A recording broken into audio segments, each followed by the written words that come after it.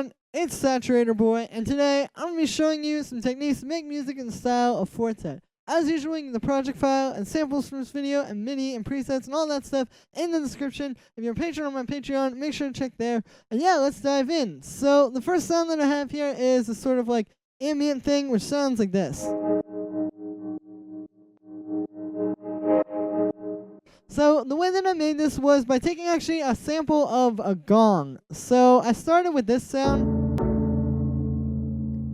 And yeah, what I did was I could hear, and you can hear as well, there's kind of like a chord in there. Like essentially what's happening is the metal of this gong in particular that was recorded creates like these cool overtones. It actually created like a chord kind of sound. So what I did was I took that and I pitched it up and then I just put it in here and sort of made this thing where it's like this, and then I just copied it over and reversed it so it kind of like reverses into itself.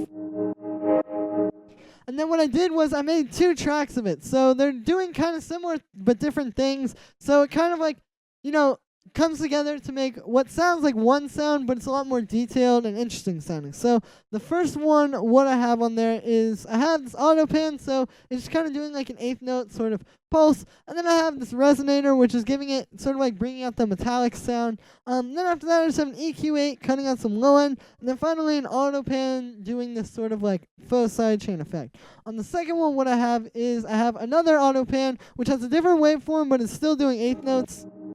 And still giving it that same kind of pulse. And then I have a bit of reverb for some space. And then finally, I just have another EQ8 cutting out the low end. And then another auto pan, which is doing sort of like the quarter note sidechain thing. So yeah, so that is that. The next sound that we have here is this vocal drone, which sounds like this.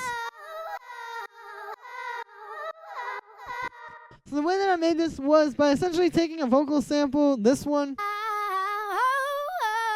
It's really melodically rich and putting it into this granulator. And what happens is, granulator, if you don't know, is a granular synth. I'm going to link it in the description so you can all pick it up. It's free for Ableton. But yeah, so basically what it does is a granular synth takes a sound and it plays it back the way a sampler would. Like it's just playing back a sample.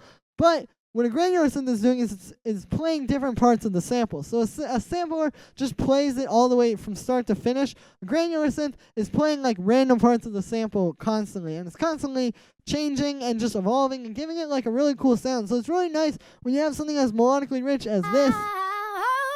Because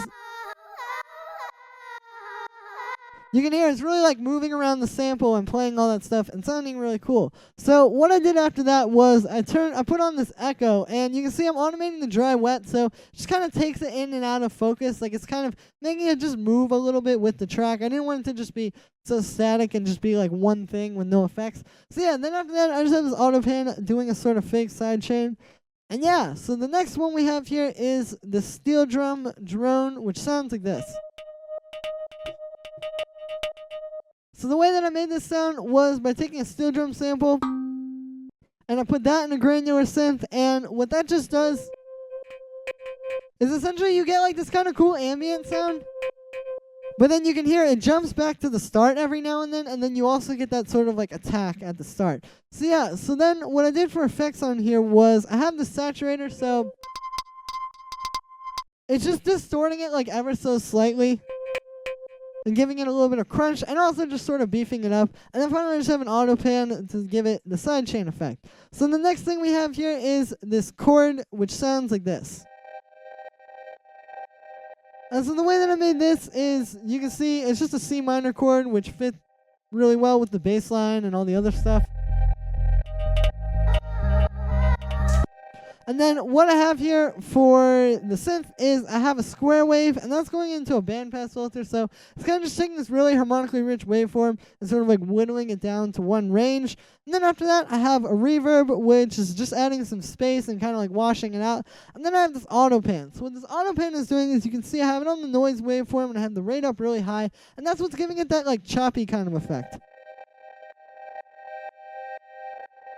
So this is a nice way to kind of give your sound some texture. The thing is, like, just a chord coming out of a synth is kind of boring, so adding stuff like this can give it like a really cool feel. And the other thing is, I'm pretty sure this noise waveform is constantly changing as well. Like, it's just kind of randomly selecting parts to sort of like chop it with. So what you get is you get like unevenness, and that's cool because if you think about it, like if you want an organic sound, like when you hit a drum, like if you hit a cymbal or a snare drum or something like that, it's never gonna sound exactly the same twice. And so you want to do things in the box to kind of get a similar effect, and stuff like this really helps to do that. So then after that, I just have this kind of slow echo. It's on dotted half notes. It's just kind of adding some space, and then finally I just have an auto pan doing a side chain kind of thing. So the next sound we have here is bass, which sounds like this. So the way that I made this was with operator. We just have one sine wave. I'm going to talk about this arpeggiator in a second, but we just have this sine wave, and it's going into some saturation to kind of give it more like warmth.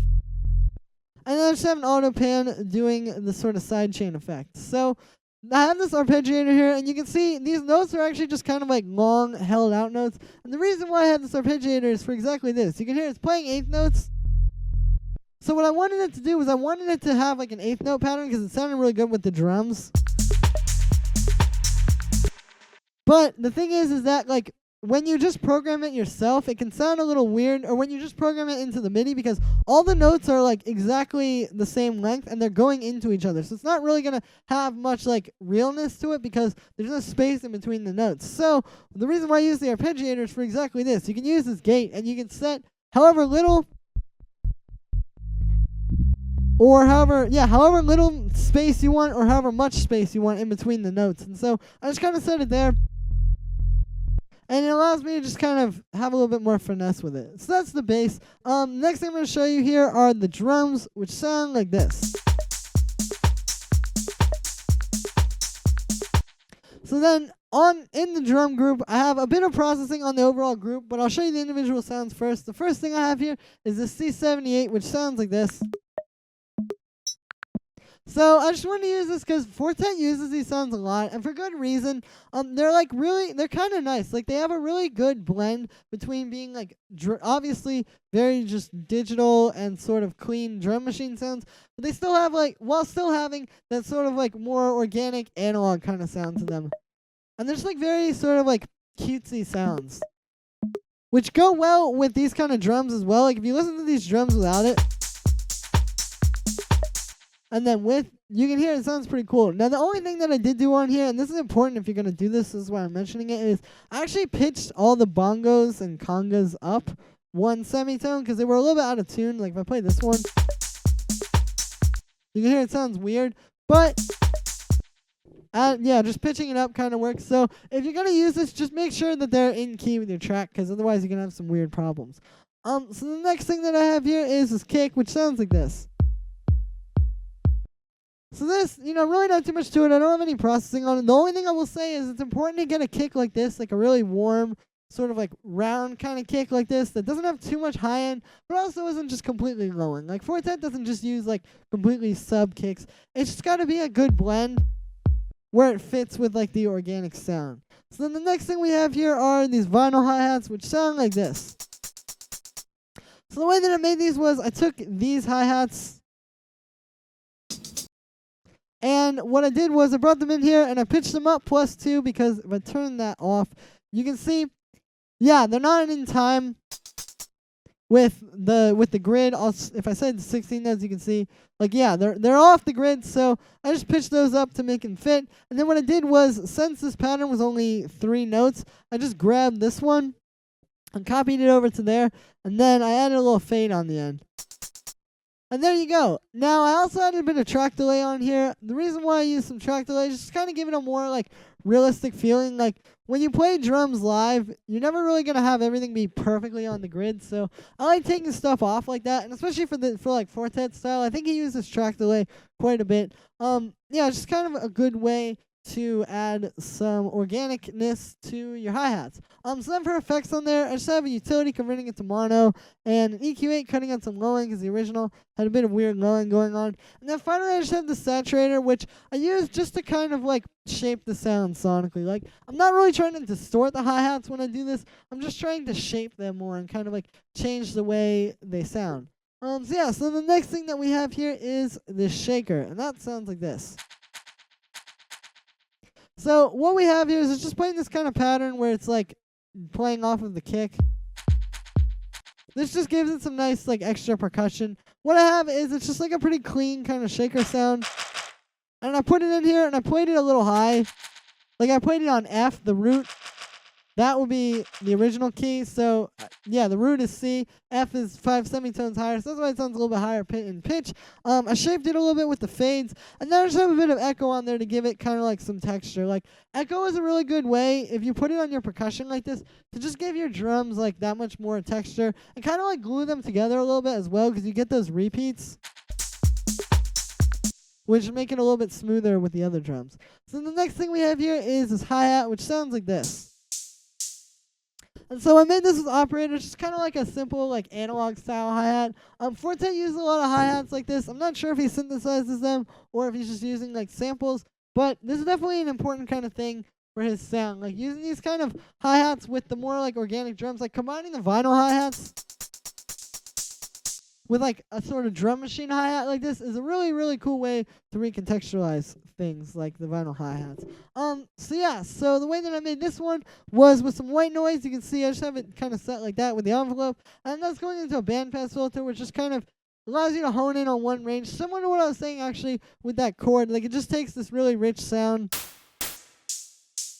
and then focuses on one range. Then after that, I just have a little bit of reverb on it. And yeah, really nothing too crazy. It's really easy to make hi-hats like this. And I definitely recommend doing it because using the bandpass, you can actually really kind of get whatever hi-hat you want. Like, it's very powerful. So the next thing that we have here, and the last thing from these drums, is this rim shot, which sounds like this. So this is just a simple, kind of like nice, powerful rim shot, I guess. Sort of like woody sounding. And what I did was I put it in a sampler here, and then I just turned it down -6 semitones. So it's a little bit like darker sounding. And yeah, so then on the group here, I just have a bit of saturation. You can hear it just kind of beefs everything up. I have a really small amount of it. It's not really doing much. It's just, again, adding a little bit of girth to the sound. I have the drive up a bit, and then I use the bass here on the analog clip. And yeah, so then the next thing that we have here is this group, which are the effects drums, which sound like this.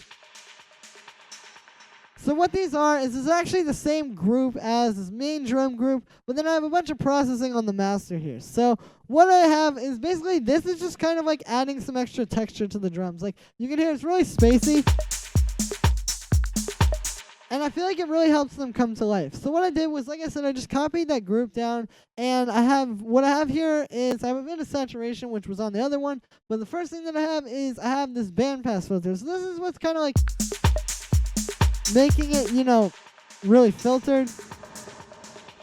And yeah, it's good to kind of like hone in on one range like this when you're doing this, because you just don't want it to get too messy or else it'll overtake the other drums. So after that, I have a ping pong delay, which is doing 16th notes, and then I have this echo, which is doing quarter notes. So those two are just kind of playing off of each other. And then I have a bit of reverb for some space.